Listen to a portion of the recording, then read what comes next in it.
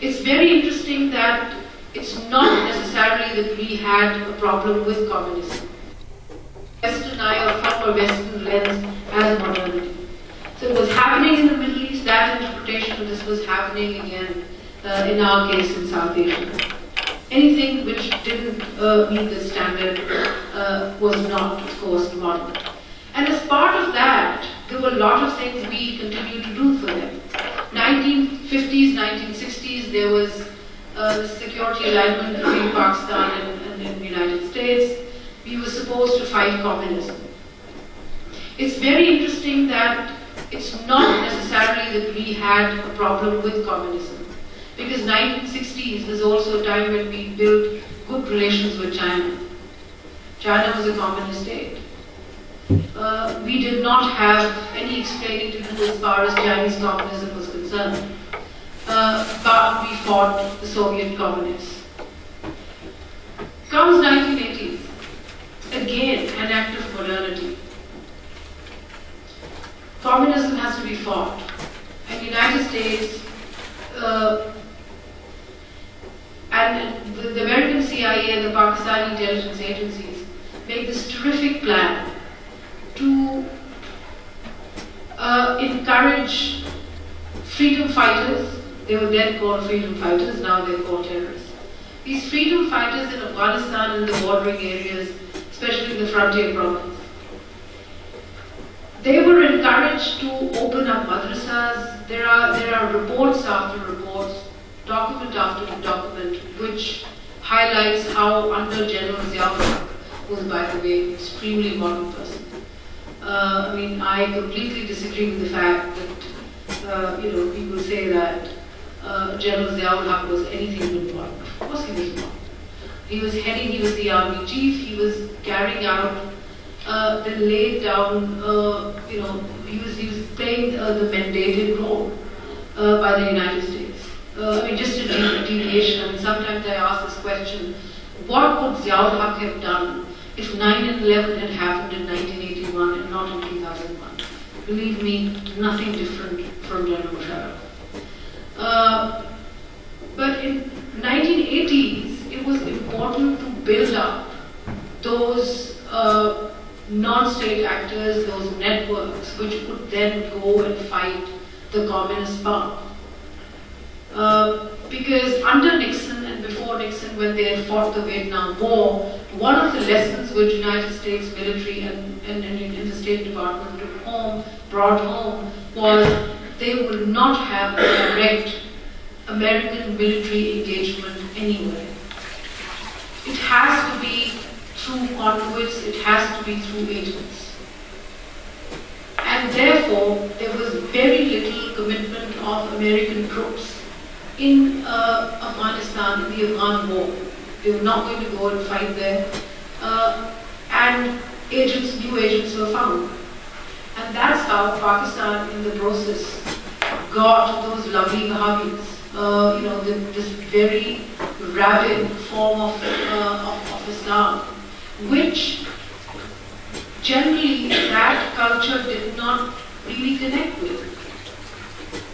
I mean, if I know my history even this much, my understanding is that Islam in the subcontinent was not just spread through sword, through conquest, but through hundreds of Sufi saints who came and spread all over, spread the message of Islam. This was a different kind of an Islam. This was an Islam which brought all religions together. This was an Islam which did not bar a Hindu or a Christian or a Buddhist or anybody else from coming to the shrine or coming to the mosque. It connected with all communities, it connected with all ethnicities. But the military, the state, the security agencies, very carefully, very systematically, brought in another flavor of Islam, a very rabid Saudi version of Islam. And it has been stuck to us in the name of modernization, in the name of achieving objectives of the United States and its allies in that region. Move on to 1999. The script changes because the threat changes. 1988, United States finally achieves its objective. Afghanistan is turned into Soviet Union's Vietnam, and much more than that. Soviet Union disintegrates. United States walks away. We are left with whatever is happening. And the agencies, the military continues to pursue a policy.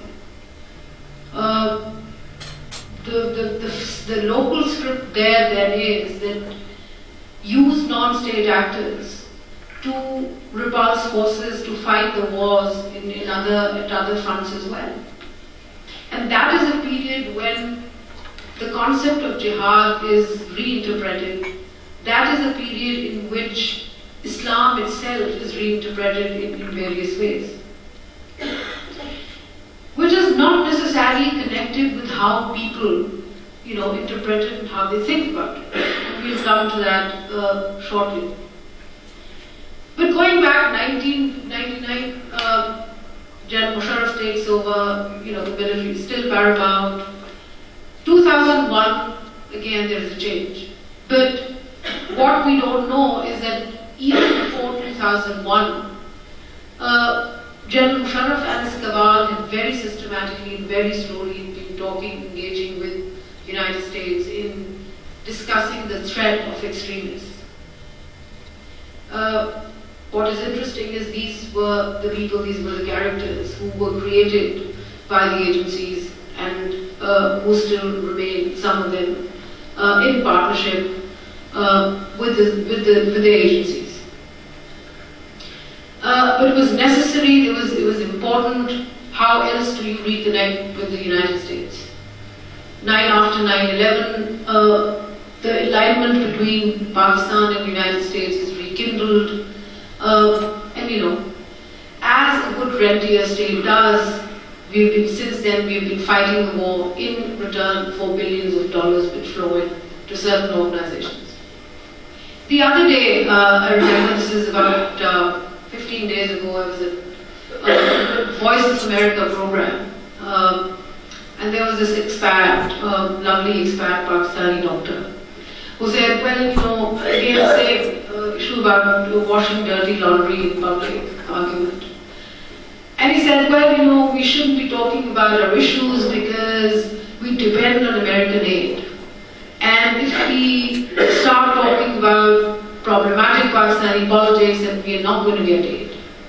So I told him, I said, Dr. Saab, do you know Americans will give you aid not because you have a lovely face, or because you don't have a lovely face, or you have a lovely face. It doesn't matter. They will give you aid when they think it is of interest to them. And they'll withdraw it when you're no longer of any interest to them. So let's not fool ourselves by thinking that this aid has got anything to do with how nicely we behave, or that we have this meaningful existence. This is a rentier state. You perform, you're paid for it. And I said the other thing is that where does this money come? Where does it go? Start looking at, pick up any project. In fact, right now the Bhutto International Center for Scholars, the current Pakistan scholar, is a medical doctor, was working with USAID and has been working on the use of health-related aid to Pakistan and how it's not used properly. She has all the statistics, there's all the data there to kind of prove her case. But going back to how this aid is used, see, most of the aid finds its way back to the United States in terms of consultancies. Whatever is left, then again, half of it, more than half, is milled by the local consultants. And there is no evidence anywhere that the bulk of that aid actually trickles down to where it's supposed to go.